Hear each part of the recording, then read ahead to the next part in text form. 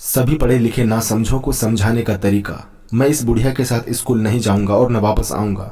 सपना अपने 10 वर्षीय बेटे सार्थक के शब्द सुनकर सन्न रह गई। ये क्या कह रहा है? अपनी दादी को बुढ़िया क्यों कह रहा है? कहाँ से सीख रहा इतनी बदतमीजी? सपना सोच रही थी कि बगल के कमरे से सार्थक के चाचा निकले और पूछा, क्या हुआ बेटा? सार्थक ने फिर कहा, चाहे कुछ भी हो जाए, मैं इस बुढ़िया के साथ स्कूल नहीं जाऊंगा। हमेशा डांटती रहती है, मेरे दोस्त मेरा मजाक उड़ाते हैं। घर के सब लोग चकित थे। सपना के पति, 2 देवर और देवरानी, एक ननंद, ससुर और नौकर भी। सार्थक को स्कूल छोड़ने और लाने की जिम्मेदारी दादी की थी। पैरों में दर्द रहता था, पर पोते के प्रेम में कभी शिकायत नहीं करती थी। बहुत प्यार करती थी पोते को, क्योंकि घर का पहला पोता था। पर अचानक सार्थक के मुंह से उनके लिए ऐसे शब्द सुनकर सबको आश्चर्य हो रहा था।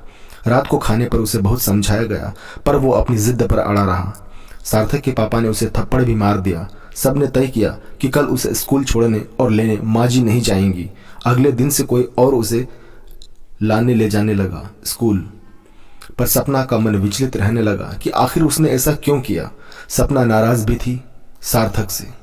शाम का समय था। सपना ने दूध गर्म किया और बेटे को देने के लिए ढूंढने लगी। छत पर पहुंच बेटे की बात सुनकर ठिठक गई और चुप कर सुनने लगी। सार्थक अपनी दादी की गोद में अपना सर रखकर कह रहा था, मैं जानता हूं दादी कि मम्मी मुझसे नाराज है, पर मैं क्या करता। इतनी ज्यादा गर्मी में भी वो आपको मुझे लेने भेज देते थे। आपके पैरों में दर्द भी तो रहता है। मैंने मम्मी से कहा तो उन्होंने कहा कि दादी अपनी मर्जी से जाती है। दादी, मैंने झूठ बोला, बहुत गलत किया, पर आपको परेशानी से बचाने के लिए मुझे और कुछ नहीं सूझा। आप मम्मी से कह दो कि मुझे माफ कर दे। सार्थक कहता जा रहा था। सपना के पैर और मन सुन्न पड़ गए थे।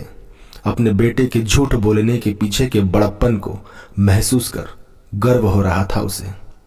सपना ने दौड़कर सार्थक को गले लगा लिया और बोली, नहीं बेटे, तुमने कुछ गलत नहीं किया। हम सभी पढ़े लिखे ना समझों को समझाने का यही तरीका ठीक था।